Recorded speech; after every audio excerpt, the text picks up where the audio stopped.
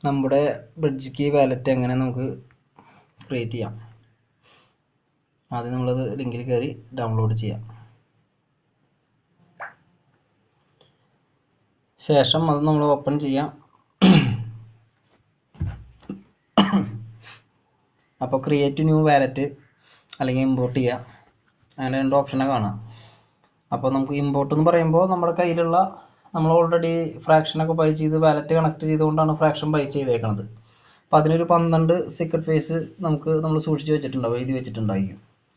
ആ 12 വേർഡ്സ് ഉപയോഗിച്ചുകൊണ്ട് നമുക്ക് ഇമ്പോർട്ട് ക്ലിക്ക് ചെയ്ത് കഴിഞ്ഞാൽ നമുക്ക് ആ 12 വേർഡ്സ് ഇവിടെ ടൈപ്പ് ചെയ്ത് കൊടുക്കാം. അല്ലെങ്കിൽ എവിടെയെങ്കിലും കോപ്പി പേസ്റ്റ് ചെയ്ത് വെച്ചിട്ടാണെങ്കിൽ അത് അവിടെ നിന്ന് കോപ്പി ചെയ്ത് നമ്മളിവിടെ പേസ്റ്റ് ചെയ്താൽ മതിയാവും. ഇവിടെ പേസ്റ്റ് ക്ലിക്ക് ചെയ്ത് കഴിഞ്ഞാൽ നെക്സ്റ്റ് കണ്ടിന്യൂ കൊടുത്താൽ മതി. അപ്പോൾ നമുക്ക് എന്ത് ചെയ്യാൻ പറ്റും, നമുക്ക് നമ്മുടെ ഓൾഡ് വാലറ്റ് തന്നെ ഇവിടെ ഓപ്പൺ ആയിട്ട് വരും. അത്രേ ഉള്ളൂ അതിൻ്റെ ഒരു പ്രോഗ്രാം. പാസ്വേഡും കാര്യങ്ങളും ക്രിയേറ്റ് ചെയ്യാനുള്ളൊരു ഓപ്ഷൻ വരും, അത് പാസ്വേഡ് കൊടുക്കുക. നമ്മുടെ ബയോമെട്രിക് ഫിംഗർ പ്രിൻ്റ് ആഡ് ചെയ്യുക, അതൊക്കെ പിന്നീട് വരുന്ന ഓപ്ഷനാണ്. അപ്പോൾ അങ്ങനെ ചെയ്യാം. നമുക്ക് ക്രിയേറ്റ് ന്യൂ വാലറ്റ് എങ്ങനെ ക്രിയേറ്റ് ചെയ്യണമെന്ന് നമുക്ക് നോക്കാം. ക്രിയേറ്റ് ന്യൂ കൊടുക്കുക.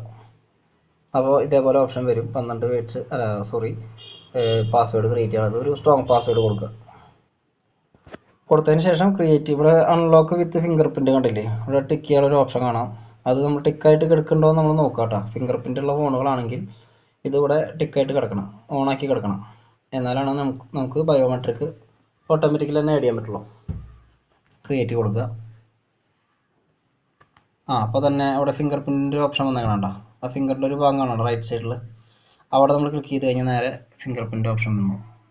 ഫിംഗർ കൊടുത്തു, വാലറ്റ് ഓപ്പൺ ആയി. ഇത്രേ ഉള്ളൂ പുതിയതായിട്ടൊരു വാലറ്റ് ക്രിയേറ്റ് ചെയ്യണത്. പക്ഷേ ഇവിടെ ഈ വാലറ്റ് വെരിഫൈഡ് ആയിട്ടില്ല.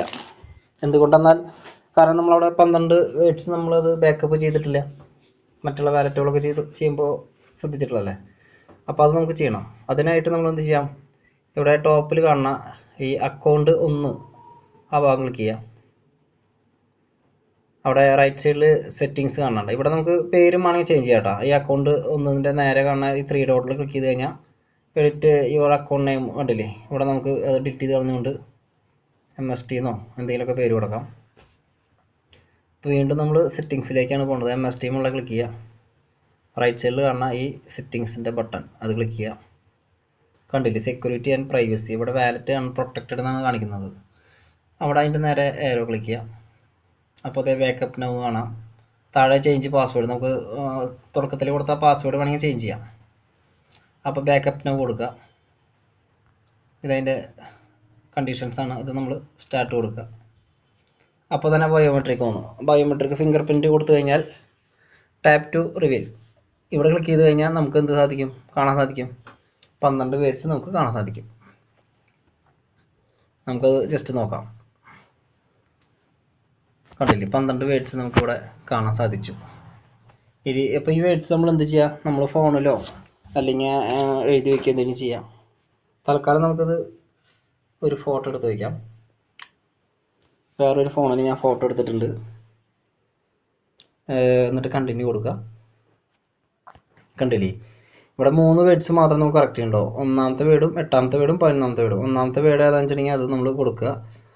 ഫോട്ടോ എടുത്ത് വെച്ച വേർഡ്സ് നോക്കിയിട്ട് 1ാമത്തെ റിപ്പീറ്റാണ്. പിന്നെ 8ാമത്തെ വേർഡ് എന്ന് പറയുന്നത് മോണിറ്ററാണ്. മോണിറ്റർ കൊടുത്തു. 11ാമത്തെ എന്ന് പറയുന്നത് കേട്ടോ. അപ്പോൾ അല്ല സോറി 11ാമത്തെ വേർഡ് ഡിസംബറാണ്. ഡിസംബർ കൊടുത്തു. ഇത്രേ ഉള്ളൂ. കണ്ടിന്യൂ കൊടുത്തു കഴിഞ്ഞാൽ വാലറ്റ് എന്തായി, സെറ്റായി. ഇത്രേ ഉള്ളൂ നമ്മൾ വാലറ്റ് ക്രിയേറ്റ് ചെയ്യുന്ന രീതി. മനസ്സിലായോ? ഇനി നമുക്ക് വേണമെന്നുണ്ടെങ്കിൽ ഇതിലേക്ക് MST കോയിൻ നമുക്ക് ആഡ് ചെയ്യാം കേട്ടോ. അപ്പോൾ അതിനെന്ത് ചെയ്യാം, ഇവിടെ റൈറ്റ് സൈഡ് ടോപ്പിൽ MSTയുടെ ഇപ്പുറത്തായിട്ട് ഇവിടെ കോപ്പി ചെയ്യുന്ന ഒരു ഓപ്ഷൻ കാണാം കേട്ടോ. തൊട്ടപ്പുറത്ത് QR ഓപ്ഷൻ കാണാം. QR സ്കാൻ ചെയ്യാനുള്ള ഓപ്ഷൻ ഉണ്ടല്ലേ, അത് ക്ലിക്ക് ചെയ്ത് കഴിഞ്ഞാൽ നമുക്ക് സ്കാൻ ചെയ്യാൻ പറ്റും. പിന്നെ തൊട്ടപ്പുറത്ത് കോപ്പി ചെയ്യാനുള്ള ഓപ്ഷൻ, ഇത് ക്ലിക്ക് ചെയ്ത് കഴിഞ്ഞാൽ വാലറ്റ് അഡ്രസ് കോപ്പി ചെയ്യും. ഇതിലേക്ക് നമുക്ക് MST കോയിൻ ആഡ് ചെയ്യാം കേട്ടോ. നമുക്ക് നേരെ MST കോയിനുള്ള അക്കൗണ്ടിലേക്ക് പോകാം.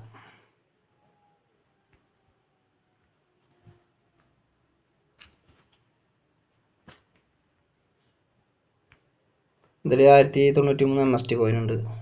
ട്രാൻസ്ഫർ കൊടുത്തു. നമ്മൾ ഓൾറെഡി അഡ്രസ്സ് കോപ്പി ചെയ്തിട്ടുണ്ട്. അവിടെ പേസ്റ്റ് കൊടുത്തു.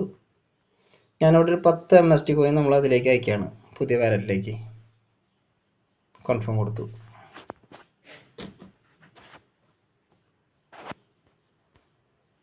ശേഷം നമ്മുടെ പുതിയ വാലറ്റ് നോക്കുക. ഇതിലേക്ക് ഇപ്പോൾ ക്രെഡിറ്റ് ആവും.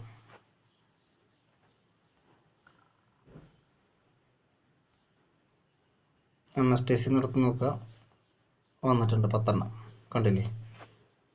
അവിടെ 10 വാല്യൂ, അവിടെ താഴെ ഒരു വാല്യൂ കാണിക്കുന്നുണ്ട് 0.01. അപ്പോൾ ഇങ്ങനെയാണ്. ഇതിപ്പോൾ MST കോയിനും നമുക്ക് പുതിയ വാലറ്റിലേക്ക് ആഡ് ചെയ്യുകയും ചെയ്തു. ഇത്രയേ ഉള്ളൂ. അപ്പോൾ ഓൾറെഡി നമ്മൾ തുടക്കത്തിലേ പറഞ്ഞല്ലോ, നമ്മൾ റിക്കവറി ചെയ്യുകയാണെങ്കിൽ നമ്മുടെ ഓൾഡ് വാലറ്റ് തന്നെ ഇതിൽ ഷോ ചെയ്ത് കാണിക്കും. അല്ലാന്നുണ്ടെങ്കിൽ പുതിയൊരു വാലറ്റ്, ഇപ്പോൾ പുതിയതായിട്ട് ഫ്രാക്ഷൻ ബൈ ചെയ്യുന്നവർക്ക് നമുക്ക് ഈ വീഡിയോ പറഞ്ഞു കൊടുത്തുകൊണ്ട് ചെയ്യിപ്പിച്ചാൽ മതിയാവും.